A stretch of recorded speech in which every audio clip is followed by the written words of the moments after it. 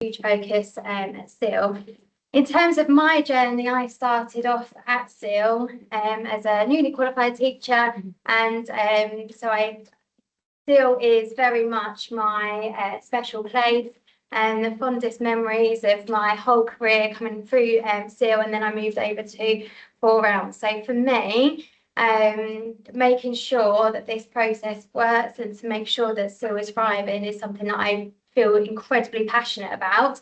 And I know we're joined by Mr. Woodward, who we're so excited that he has been appointed as head of school from September. And we know we've got the right team behind us to make sure that we drive this change forward.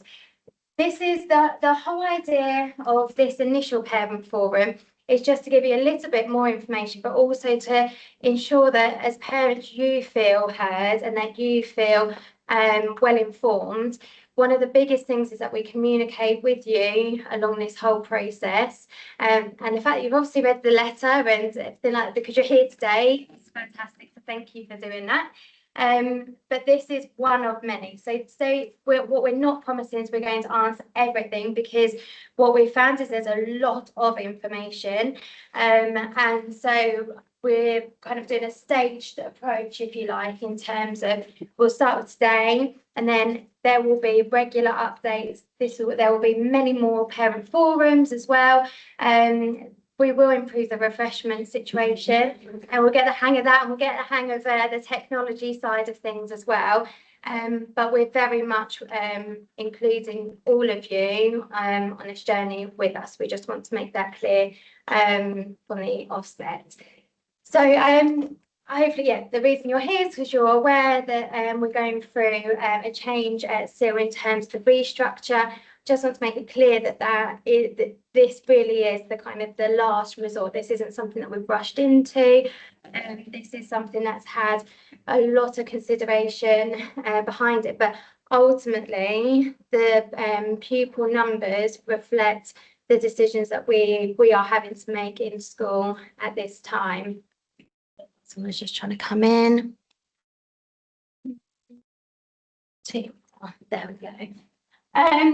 So what we're going to do today, we were going to share some of the questions that have already come up, and I'm sure there's some of the questions that you've thought of as well. People have been engaging well with our forms that we've sent out, so thank you if you're someone who has responded to that.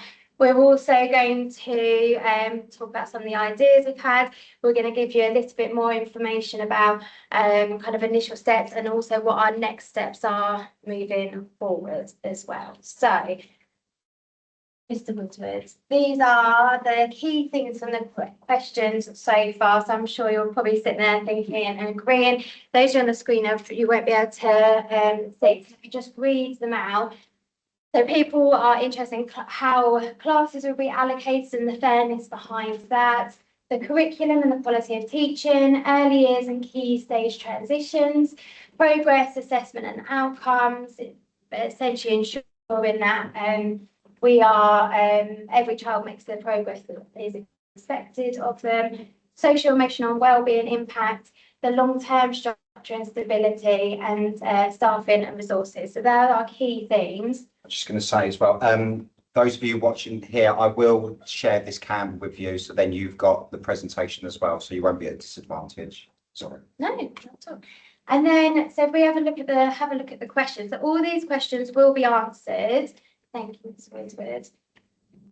All of them will be answered along this process. So like I said, not everything will be from today, but we'll have more parent forums, more information events, more parent information packs, where we'll make sure all of this comes to you.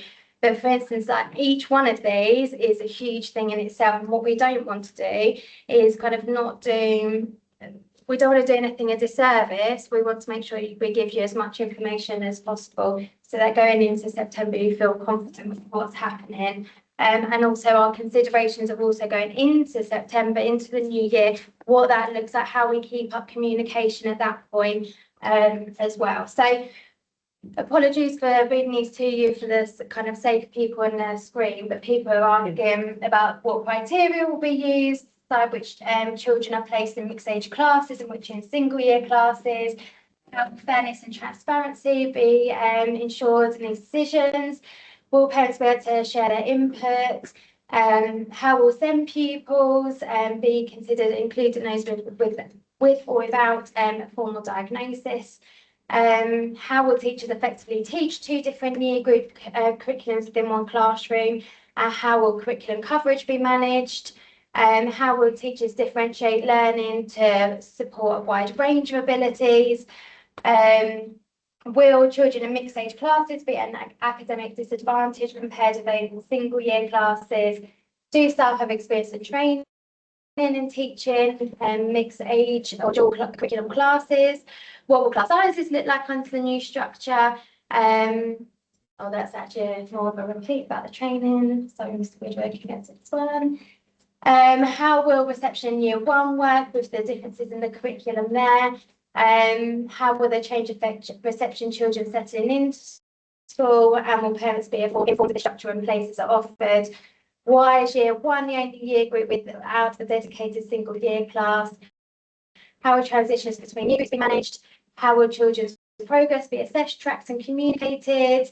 How will we ensure children are sufficiently challenged and not held back? How will year-specific learning objectives and statutory requirements be met? How will friendships and peer relationships be considered? What support will be in place for children who may struggle emotionally or socially? And how will children's confidence, engagement and well-being be protected, particularly for younger children in mixed age settings? Oh, well, that's the last. Will there be sufficient adult support? How will children move classes in subsequent years?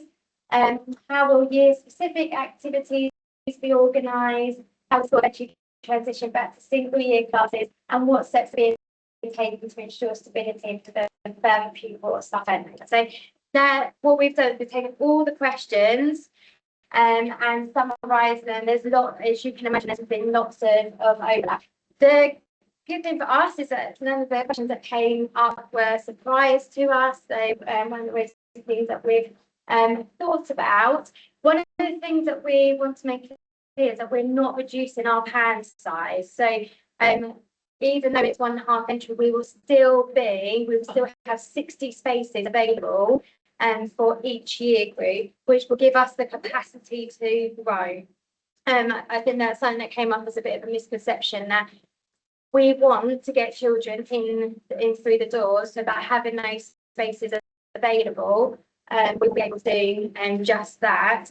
And the idea is and our aspiration is that this is a temporary measure, which is why we're trying to say to everyone, we need to pull together. We're doing lots of work to get people in. We have recognised that things haven't been so great in the past, and actually we're moving forward, and hopefully you can see that for the impact that Mr. Woodward's had so far. So one of the things that I spoke to a parent about yesterday is in relation to the plan size not changing. If hypothetically over the summer holiday I had 30 sets of parents say to me, I want my child to join SEAL in year one in September, we're not going to turn around to them and say no necessarily. We haven't got space, yeah. We haven't got space. But what we do is then we may have to, that restructure there, it changes slightly to enable us to make sure that we've got a plan of 60, we've got 60 spaces there. And so we will fill those. And then if we need to then employ, if we need to recruit, then that's the process then that we can go down, because our circumstances have changed. So what we don't want you to think is that this is it now. It's only going to be 45 children per year group in terms of 1.5 form. It's not, it's still 2 form, and that's what we're planning for. And that's where we're temporarily, we're at this point, but the long-term aim is that we get back to a 2 form entry. Sorry, it's Miss Birdie. Sorry, that distracted me. Sorry. It's fine. Just that I'm noted, that's a problem. Sorry, Mr. Wood, can you just go back? So, in answer to some of the questions that are easy to answer now. So, year one being this, the only one without a standalone class, that's essentially, so we're in key stage 1, we can't go over 30 children within a class. We also wouldn't want to either, and that's been a consideration for the whole school. We don't don't want to end up with huge class sizes. So in terms of managing those numbers, that's one reason. But also there's a big focus, especially with Ofsted at the moment, on foundational learning, which Mr. Woods will be able to explain a little bit more about. But we feel with the model that we've proposed, we've got in place, that's going to support that foundational learning, which will then have greater impact when the children travel through the school. And I don't want to always talk about what Ofsted are looking for, because ultimately it's what our children need, and that is what Ofsted are interested in, is making sure we've got the best offer for our children. But I think it is quite useful and kind of make the comparison. So Ofsted want to see that those children are getting those basic skills, which is something that continuous provision can support with. So we'll be ensuring that continuous provision, whether they're in the R1 or the 1-2, that still continues for our year 1 children. The basics of reading and early mathematics and things like that, that's what's going to, that's what we need to make sure is in place and of the highest quality, so children have what they need moving forwards. Just a clarification. Yes. In year 1, are you talking about the current year 1 group or the future section? Future, yeah, sorry. So talking about reception. Yeah, when we talk about year 1, we're talking about what September looks like. Yes, no, Thank you. That's really useful. And I have to say, when we've been looking at different numbers and stuff, that's been hurting my head, making sure that we're translating. Looking at the right of the year groups, at the moment they're reception children, so looking at year 1. But where we will have 10 classes next year, we will have space there. So we will have breakout spaces where, or in terms of that continuous provision, or in terms of that specific support, where we will have that space for children to be able to go into, to be able to personalise that learning. As we know, personalisation is a key element and a key curriculum value here, to make sure that children are getting the best provision possible. That's really important. And in terms of another question about the reception curriculum versus the year 1 curriculum, that they are different, but actually the way that we've so we designed our own curriculum. We didn't buy a curriculum off the shelf. So when we created our curriculum with our progression of knowledge and skills, we had already planned for how early years fits into the rest of the school, linking the subjects and linking the objectives. So we already have got those links there between the 2 different curriculums. And also there are really good opportunities there for ensuring that the year 1, so with the year 1 children in the reception class, they would be supported by the class teacher to meet those objectives, whilst reception will have other objectives that they will need to meet. But there's a lot of kind of complementary objectives that need to be met, especially when we go back to the foundational knowledge. That is all the very similar between reception and year 1 as well. I'll just very quickly, sorry. I know that there's a couple of questions coming through. If you have got questions, please put them in the chat, and then we'll try and answer some of those towards the end rather than as we go through. Right, sorry. Take this. Yeah. Of my child's in reception class, the next year, September, she's going to go into year 1. How will you select the criteria? We'll come to that. In terms Yeah. of who's Give me gonna be one. reception I and will who's come going one to- I will come to that in a minute. That's on our radar in a second, because we know that's really important, and probably what a lot, if not all, of our parents want to know. And so we want you to know that you are firmly involved in that process, and we'll explain how that's going to work in a second. And just going back to the curriculum side of things, there is so much to it that I really do appreciate that I'm not doing it justice now in terms of explaining it. So you'll see later on, like, one of our next steps is to put that into ultimately a simple guide where it's not where I'm not confusing things, but so you know exactly how that's going to work for your child, depending on what class they are in. So some of the ideas and suggestions that we've had so far, so we've had some really great ideas, and one that's not on here. I know someone spoke to Rich Ted yesterday and said actually it'd be really good for to see a teacher actually teaching a mixed age class. So we need to think about how we do that. But one of the things that I'd like to be able to offer is for parents to come over to Four Realms, where there's a mixed age offer there, and works really well and is really successful, so they can see it in practice. And I was trying to think of doing some kind of mock setup, but I don't know if that will do it justice. And sometimes it's with mixed age classes, it's the things that aren't necessarily obvious. So when you walk into the class, it's not like, oh yeah, they're year 3, they're year 4, you can see that. But it's the technicalities behind the teaching, like with questioning and things like that, which we'll come on to later as well.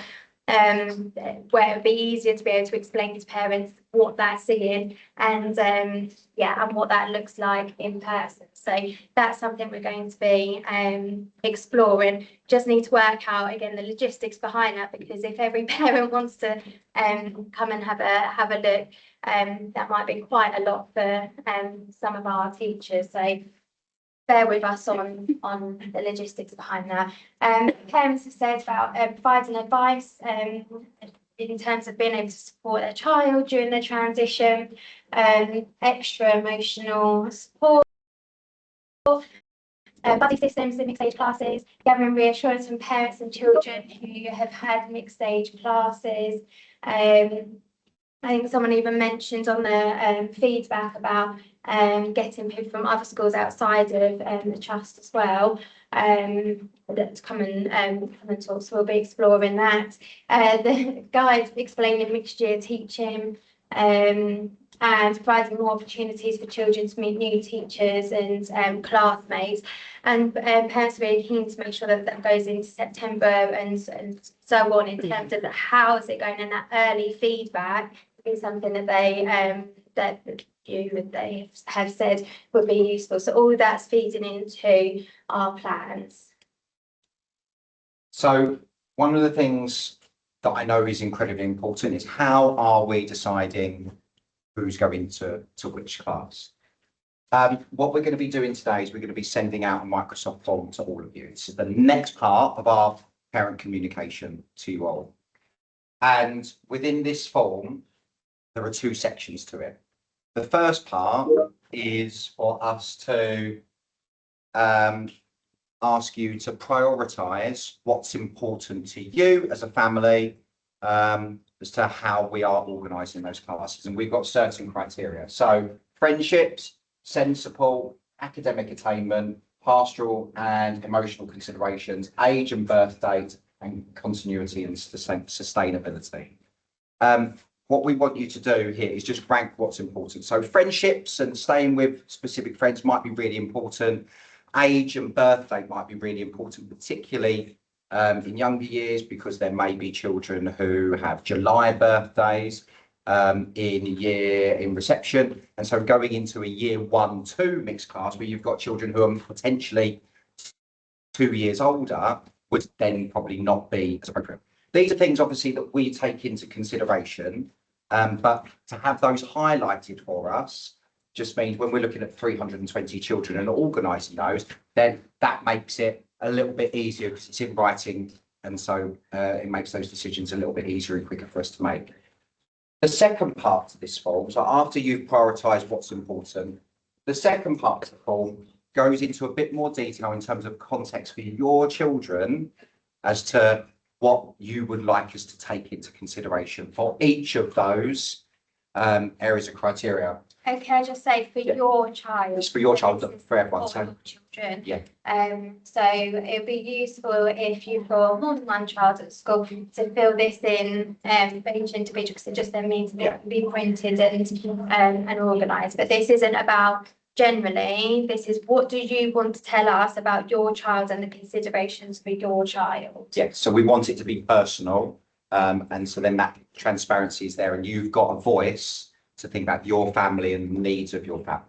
So, for example, the considerations on friendships, as an example, so and so, my child really gets on well. They've formed a really close bond, a really close relationship. They're really anxious about not being with so and so next year. Those are things we can take into consideration.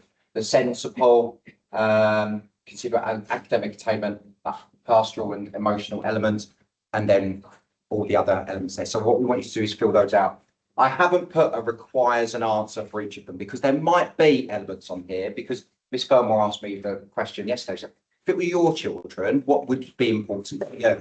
And I said friendships would be important and that academic attainment would be important, but there might be certain things that are not so important. And so I wouldn't really know what to put in. So you don't have to answer all of these boxes, just the ones that you think are important to you.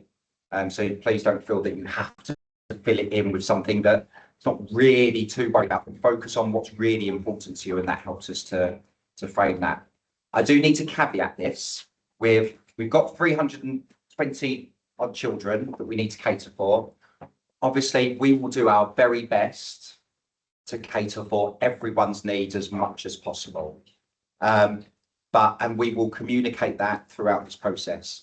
There may be times where we can't get everything exactly the perfect fit for every single child, for every single circumstance. But please know now that we will take into consideration everything that you've said and do our very best to accommodate the needs of every child as much as we are able to. But I hope you can understand that it's a jigsaw in terms of working that through.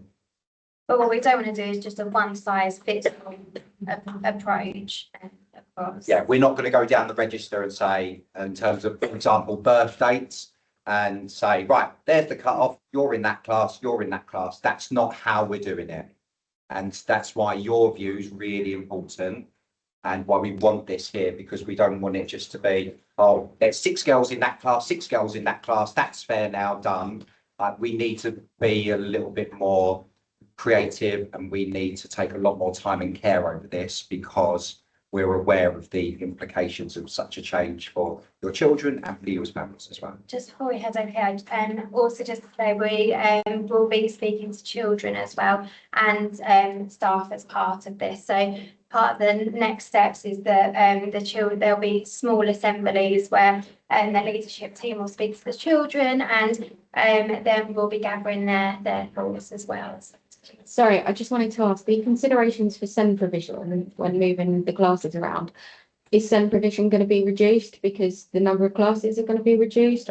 Or are we, In terms of, what is in terms of support within class, support that they get now, you know, the extra bits that they do? No. no, Out- so our support staff Yeah, are not involved in this process. Okay. So the number of support staff that we have now, it's the same number of support staff that we'll have in Right. September. That's not changing. And actually, in terms of our journey as a school, inclusion is one of our areas that we've been working on developing, and we recognise there's areas we need to work on. So actually, it's going to be a huge thing going forwards anyway. And with all this in mind, there's the inclusion for all is one of our top priorities. That's something that's really important, and the strategies that we'll be using in terms of the curriculum and the way that the curriculum is taught will have that at the forefront. It doesn't matter, whether a child's got a diagnosis, hasn't got a diagnosis, whether they're more gifted in certain areas. It's about what we do for all children and approaches that work for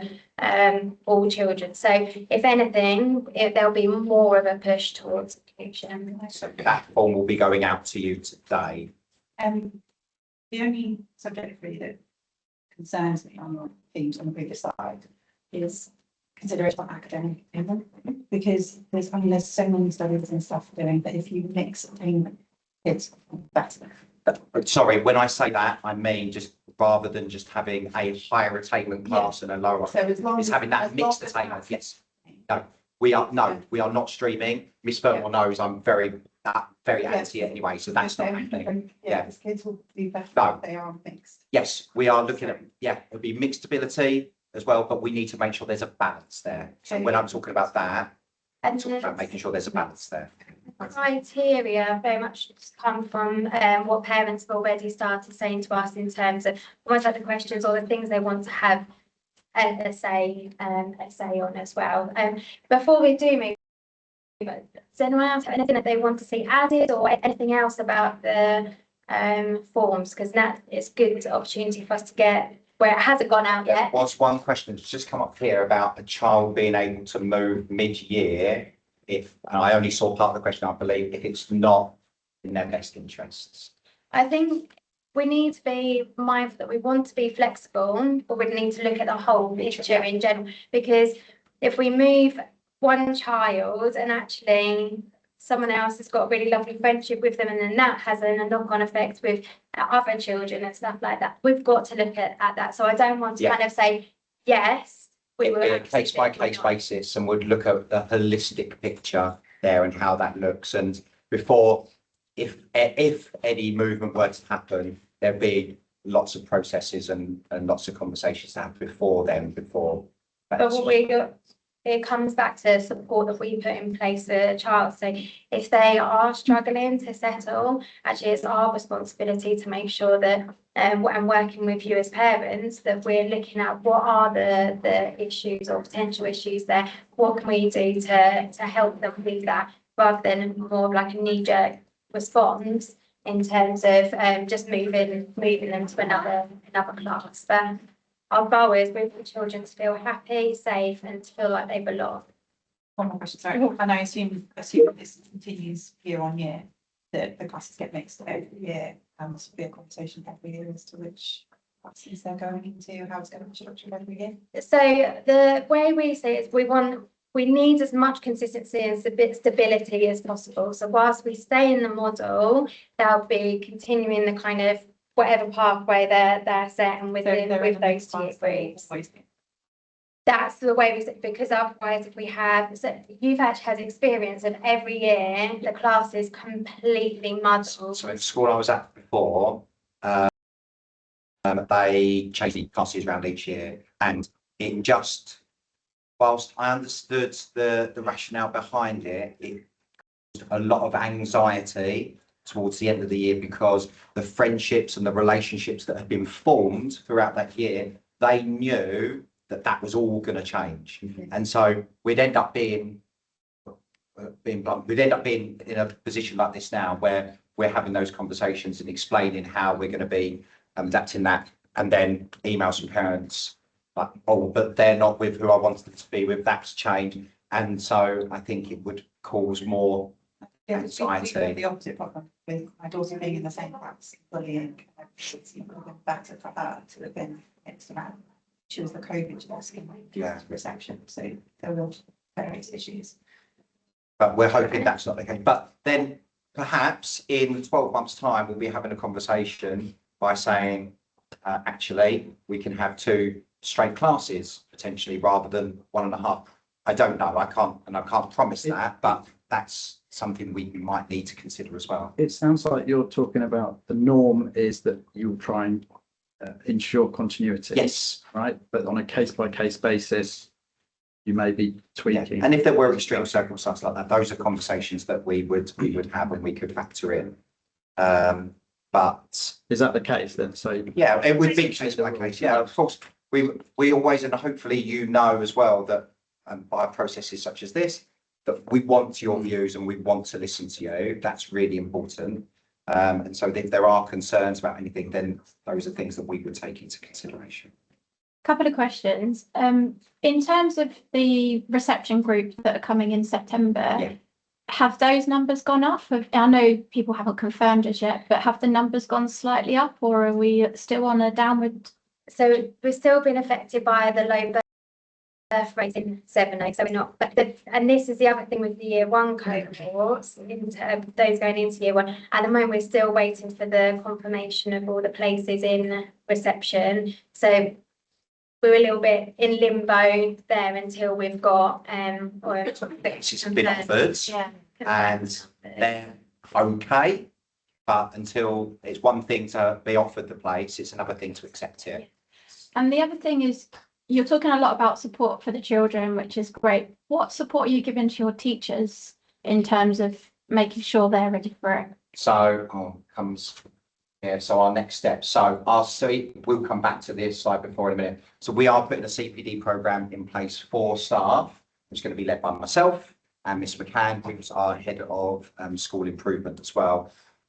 Where teachers are at the moment in their classes, they are already adapting their practice to meet the needs of children in there. We've got some children who are working one, in some cases even 2 years below their current year group expectation.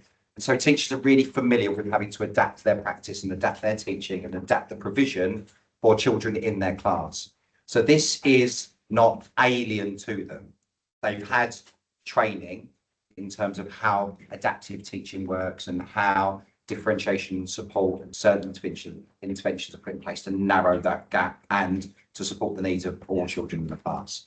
This is just a different model as to how we're going to do that and in terms of what that curriculum's going to look like to cater for the needs of those children as well. So that's the only adaptation there in that sense. And they'll be having support with planning, and we'll be putting lots of resources in to to make sure that they feel happy, they feel confident, and that their workload is well managed as well. And in terms of, obviously, we've got 4 Elms within our trust, where I worked last year, and Miss Fermor is at the moment. So they are mixed age, and so the leaders of the school, we've got experience of how that looks as well. And results at the end of last year, just using 4 Elms as an example, as a mixed age class, 100% of our children at the end of year 6 last year met the expected standards. And I know it's a different context here, but what I'm trying to say is that just because it's mixed age doesn't mean that that doesn't work. And I know that the children who were in year 5 last year, who are in year 6 now, it's a very, very similar picture as well. Sorry, last question. I think when I got the letter, I felt like it was, we are having to do this. This isn't necessarily what we want to do, but we are having to do this. And it sort of sold it in a way that perhaps wasn't the preferred or best choice. Mm-hmm. And I think as a parent, I just want to know and be reassured that it's a change that actually we would want to be at full capacity because of the funding and because of the offering. But as parents, we just want to know that they're not getting any less through this change. And actually it is a change, but they're not going to suffer for it. And they're still going to get the best and what they would anyway, but in a different model. I think that's exactly that. You've answered your own question, essentially. Yeah.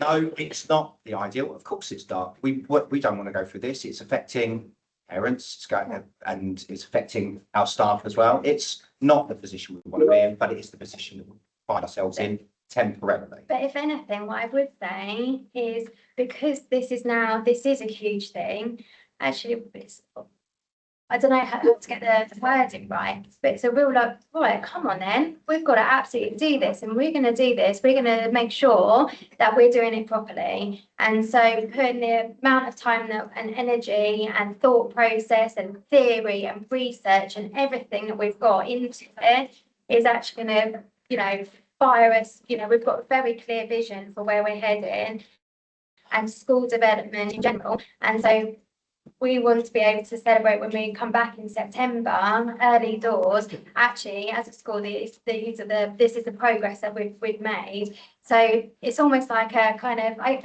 almost a bit of a fresh start of let's do this. Let's make sure that everything is of the highest quality. It's important to know, and I'm sure that a lot of you would have done your research. This situation isn't unique to Seal. We are not the only school in the local area who are going to have half form, 1.5 form entry classes. We are not the only school suffering from low numbers. My son's school, for example, albeit not locally, have moved from 4 form and potentially going down to 2.5 form in the space of 2-3 years. It's not just unique here.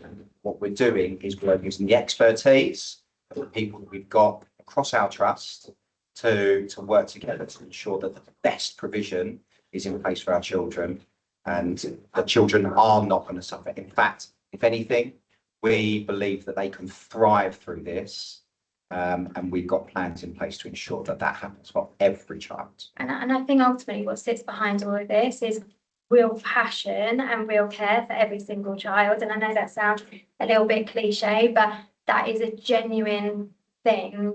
Whilst, we have to work, we don't see it as just a job, that we see this as actually is our children's lives. And we want to make sure that they leave us spread their wings and Yeah. all the cliches that you want to add to that, but We we feel hope, yeah, perfect. we hope that you see that from us as well. The leadership of our school, the leadership of our trust are passionate about making sure that your children have got the best start in life. And we will leave no stone unturned. It'd be very easy for us, as other schools would have done, to say, this is what's happening. These are the classes your children are going to. Off you go. That's not our way of doing this.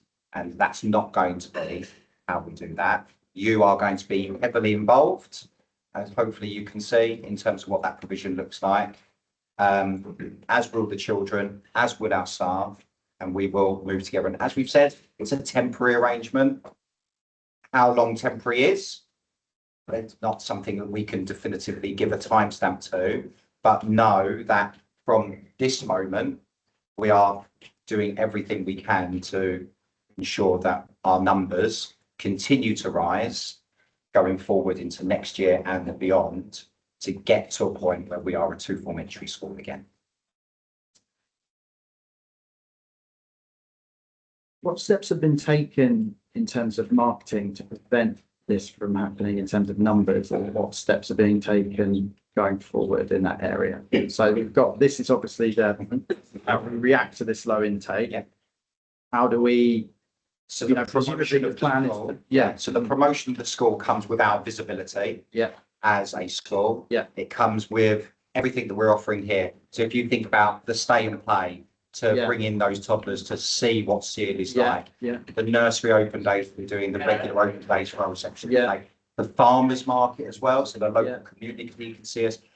We had the mayor in yesterday Yeah. as well, in Yeah. terms of making ourselves more visible.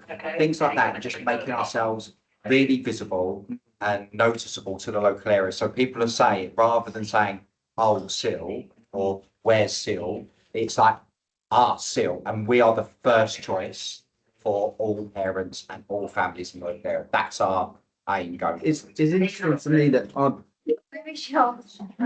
there's been the low birth rate, but there's also been a cut in forms. So we got rejected from our local village school. 8 children got rejected because they went from 60 to 30, right? So there's been a reduction in numbers, but there's been a reduction in provision essentially. We had not heard of SIP. We had no idea you existed. When we came here, we were overjoyed because we were like, this is amazing. I thought of it as like a diamond in the rough. Yeah. Like I didn't know this existed. This is amazing.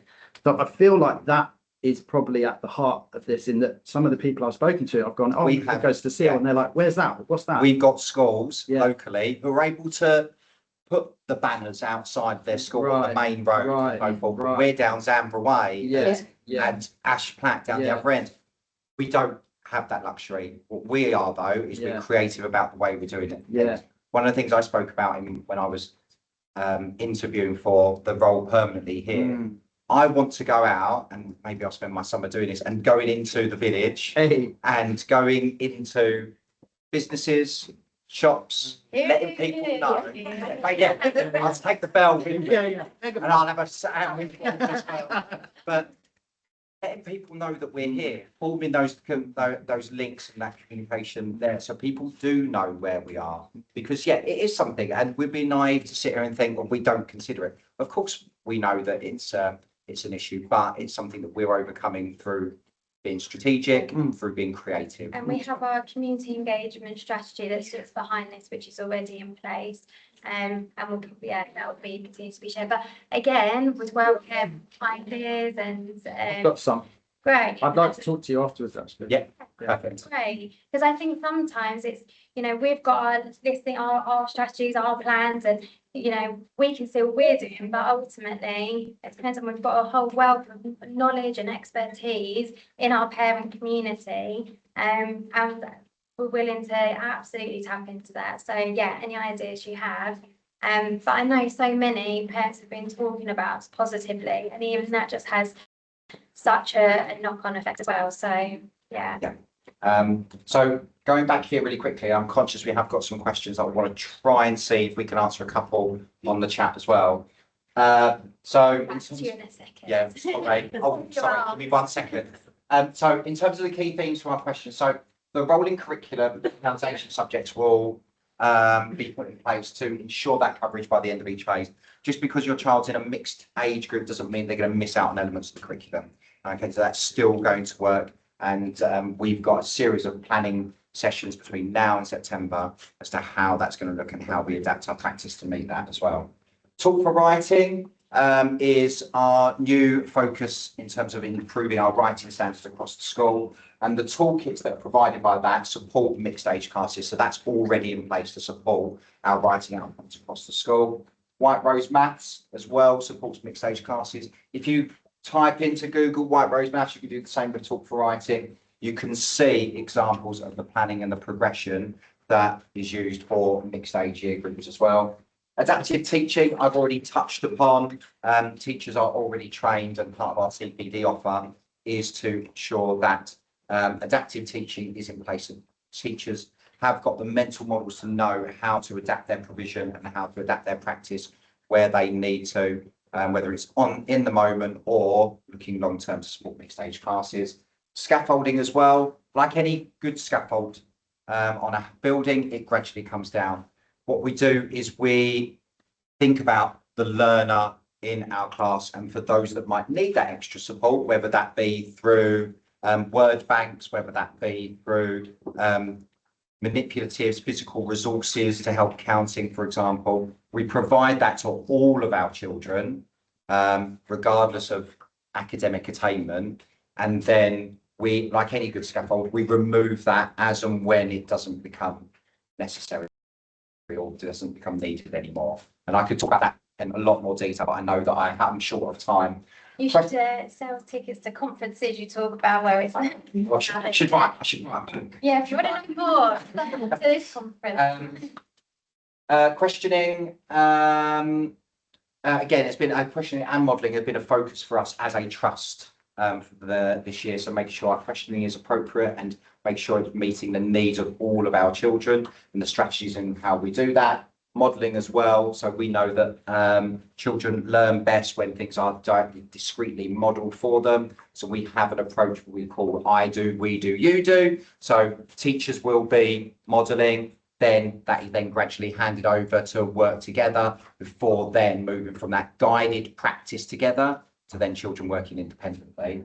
A spiral curriculum, so it's a case of building upon. So if you think about a spiral staircase, we have our learning, and then that is not just taught in silo.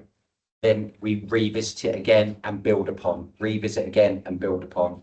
If you think about number bonds, for example, number bonds to 10, it's not just taught in September and say, right, these children all got all of these questions right, fantastic. I don't need to touch upon that again, because when you come to assess them at the end of the year, that's going to be forgotten. So it is this retrieval, that recall of knowledge, and then building upon that step by step. That doesn't change whether we are a 2 form entry or 1.5 form entry.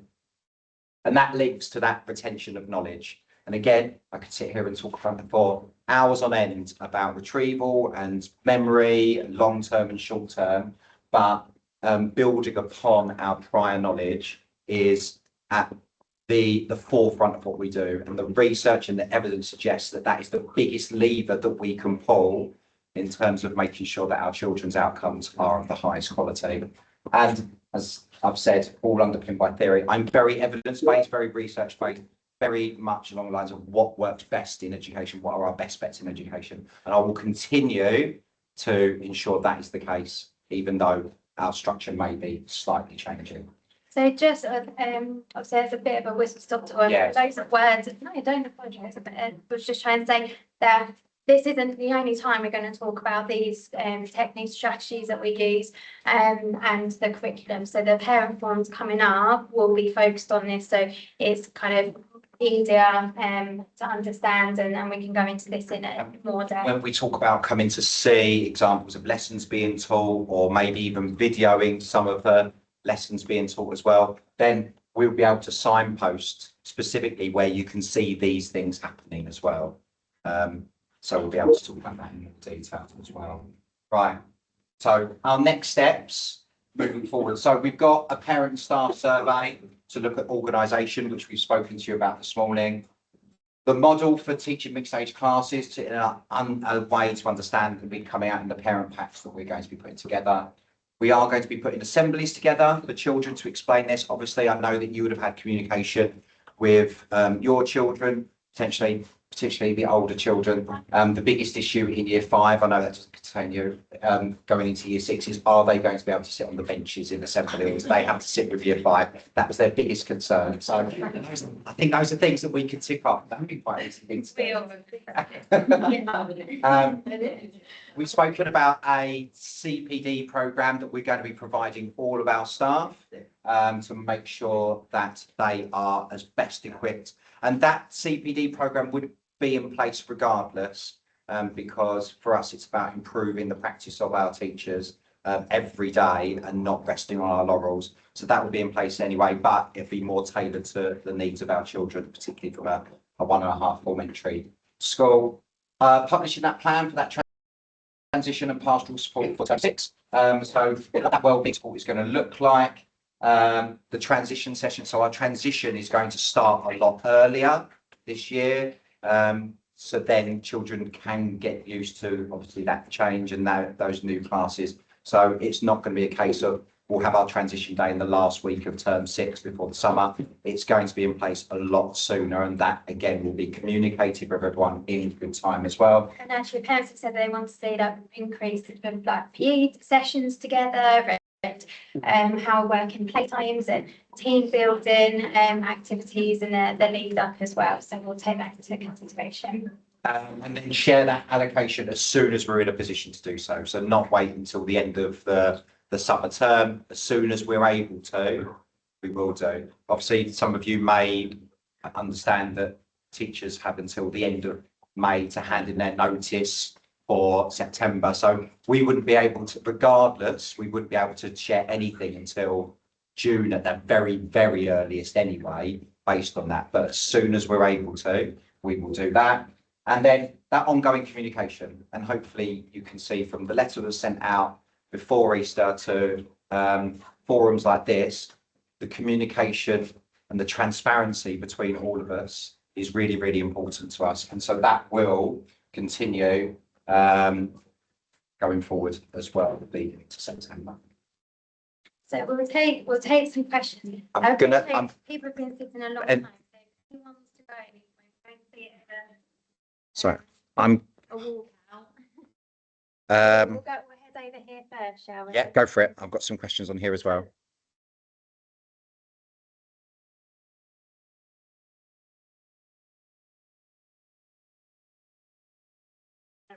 Have you heard about it? They all know what killed. Yeah. I went, oh my God, I'm gonna have a look at that. So yeah, maybe get round to some of the local nurseries, not just what nurseries It's have, part of our, schools, everything. Yeah. it's part of our community engagement plan to make ourselves more visible to our local nurseries as well.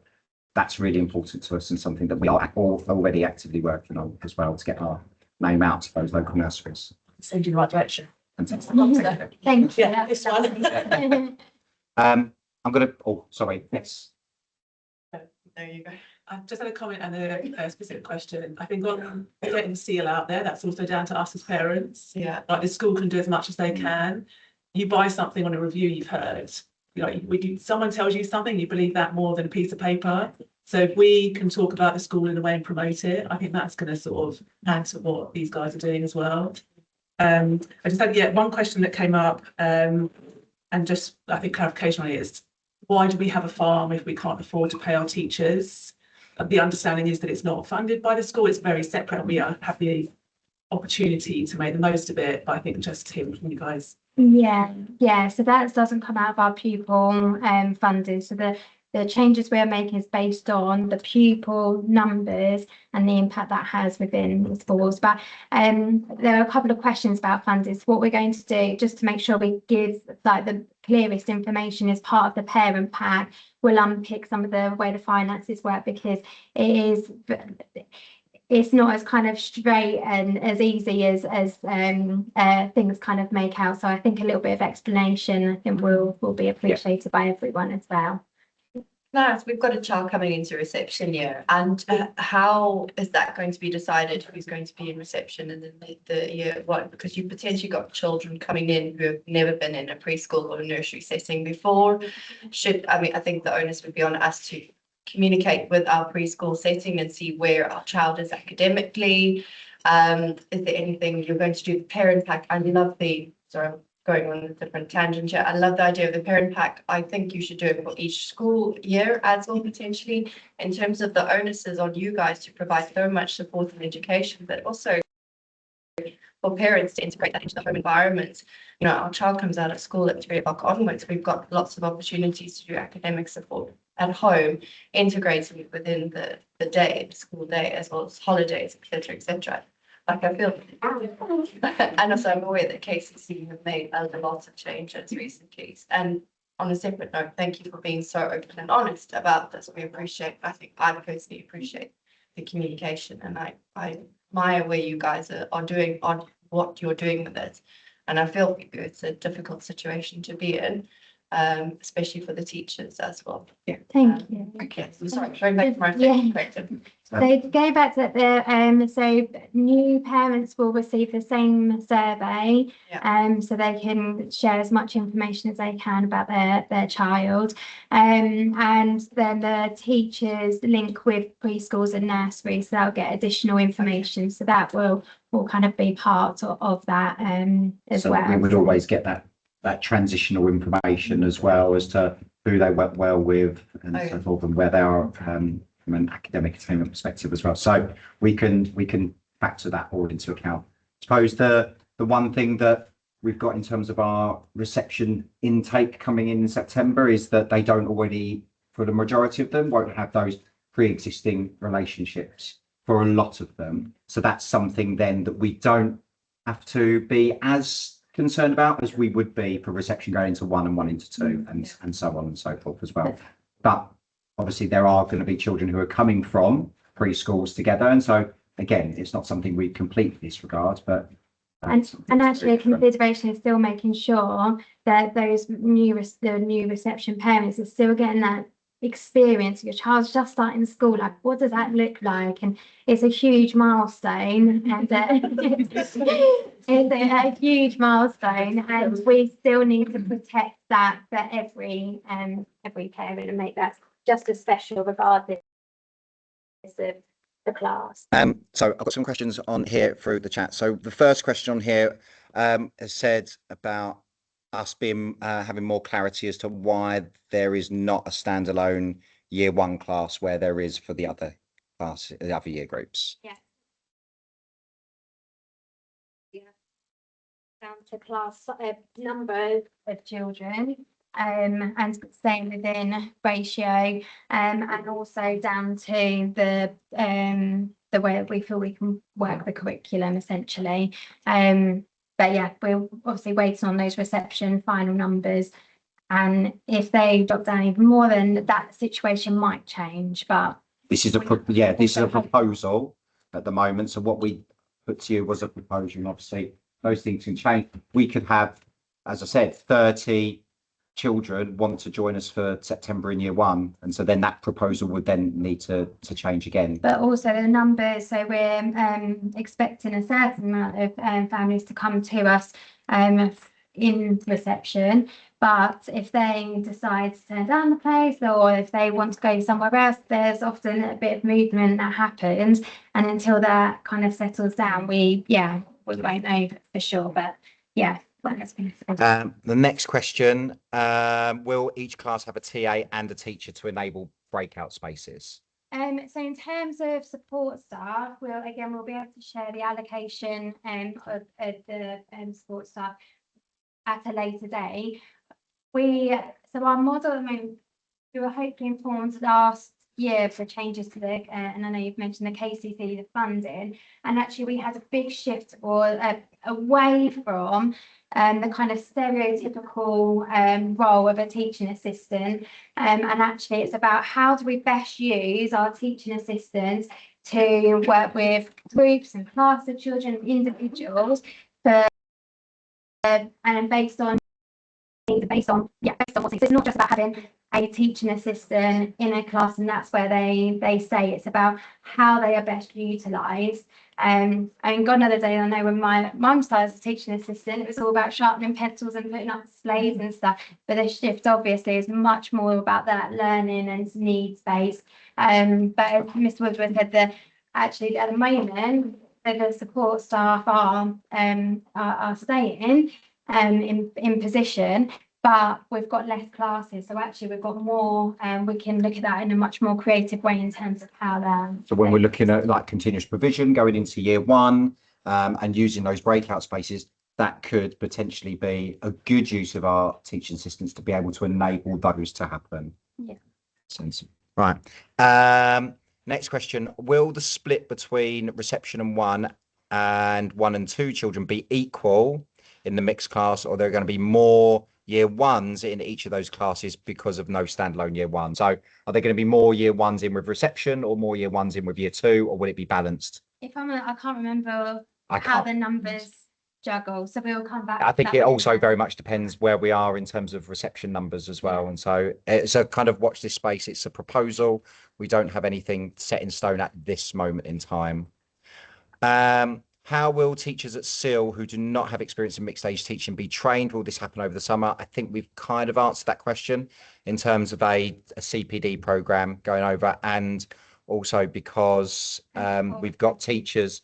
Yeah, teachers have already got that experience of being able to cater for the needs of a lot of children already in their classrooms.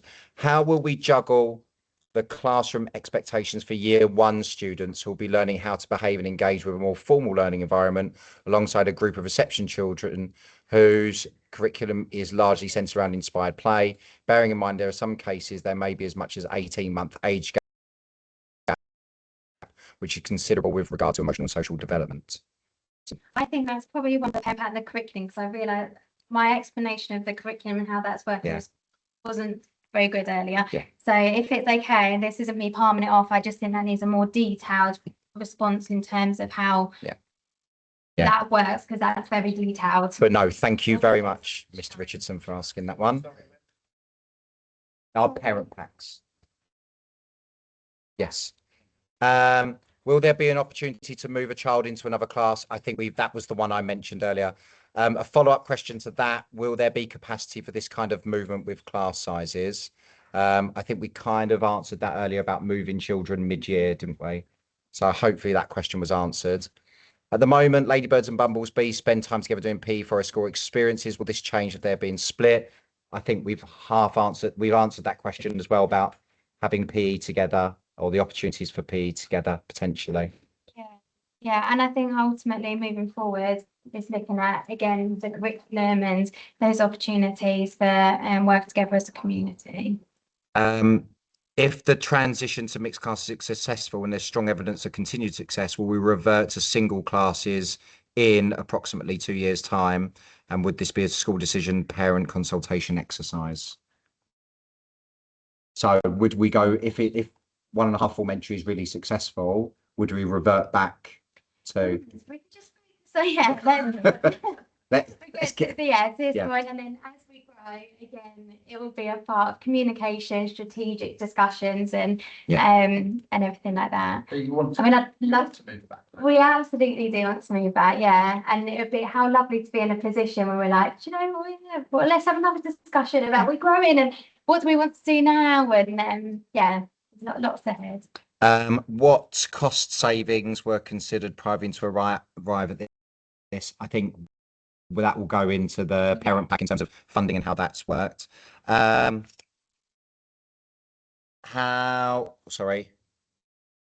will you ensure in reception year 1 that children don't repeat experiences as before? So again, that will come as in our curriculum, and that will be explained as to how that's being organised. If the right place for a current reception child in September is a year 1 R1 class, does that mean in September 27 they will then go into 1-2, or the children who in 1-2 from this September go into standalone 2? How do you ensure that children don't feel left behind compared to their friends and their peers?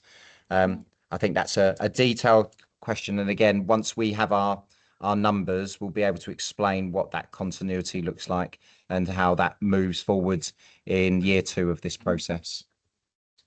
Yeah, sorry, can't answer that in as much detail as we would like at this point. Has anyone else got any other questions? Hopefully we've answered those questions. I'm sorry if we've glossed over some of them, but there are some things that we want to be able to talk about properly, and I don't think this is the place to do it justice, really. Yeah. I know. I was going to go and call it. Hello. Just to be, is this afternoon's session exactly the same as it? The questions will be. It is, but then the questions may be more tailored to children in year 3, 4 and 5 rather than the section 1 and 2. Is this different? No. This will be the same, yeah. So you don't have to attend this afternoon. We're going to say something similar, but the questions and the views of parents will be more geared to the upper end of the school rather than the lower end of the school. Yeah. And it is being recorded. Yeah. Thing around the curriculum, is that going to address like how the hook experiences are working? And like something that I loved was the fact that you just have a big blank page and you can do mind maps or writing. I'll also That say the creativity. same. Okay. Yeah, absolutely. That's the Curriculum values are not, our curriculum values are not changing. They are still vitally important to everything that we do. Classes. So was I. Yeah. I went to 4 rounds. Yeah. you need to come over then. I was going to say maybe something of getting some of the parents from 4 rounds with the mixed age here. Yeah. That would be a good idea. Ready? Yeah. We have parents who are very keen to share their experience. So. Yeah, we're just trying to work out the best, and maybe I'll just have your input on that, like the best way. I don't want to kind of put them in front of people, whether it's like an informal coffee. I don't know the best way. I don't want them to kind of, yeah, because there's a few that would be happy to talk but aren't necessarily confident. Yeah, so I don't want them to do a presentation, but what do you think? Just an informal coffee thing? Yeah, I think that would work. Yeah. Yeah, I was gonna say just a few parents from here, coffee mornings, you can just mingle and chat and perhaps ask anything that you want to. Yeah. Even like just a written review if they don't want to talk, you know, Yeah. just like these are my experiences. And this is how my child's done in this setting. Yeah. Yeah, that's something, yeah, definitely. One of the places. And yeah, it's something we're aware of. We have got that luxury of having a setting within our trust who is working to a similar model. And So we sharing should the use that. success, like you said, you know, 100% of them, or you know, just knowing that sort of stuff, that evidence of how Yeah. successful it is. Yeah, And I think also another thing with the parents, but also the children as well, Yeah. because actually children say it how it is, right? And how useful is that? And even if they want to kind of share things that they don't like so much, but you know, it all matters, doesn't it? So hearing from them is useful. thank you very much. Thank you. Yeah. Yeah, thanks for coming. So it's a long meeting. But yeah, really appreciate your So the survey will be going out to you today, at some point today, or early on this evening as well. So please take your time, filling it out, fill out the parts that are relevant to you as well, and it will help us to start to navigate the next step in this, and there'll be further communication about what we do next, in terms of meeting together, getting more views, and discussion about how things are going, and knowing from your children's perspective as well. It's one thing for us to have those conversations in assembly and talk to children in our setting, but then when they're at home, what are those conversations like? That's going to be And the original form is remaining open, so please do continue to add to that as well. Yeah, that's been really helpful and helped us to frame the conversations that we've had today. So thank you for those of you with that. Can we resend the link for the original form? Because I'll add it. Yeah. I'll add it to the link to the form that goes out today. Yeah, that's a good idea. Thank you. Right. Thank you very much, guys. Thank you for waiting to take so long as well. And thanks for questions next time. If you heard it, everything. Thank you. It worked. Hello. For me, I was at 1.5 elementary. I was in the half elementary because I'm a July baby, so they put me in the half. So Thank you very much for coming. Thank you. I'm just going to stop the recording here. Thank you very much, everyone.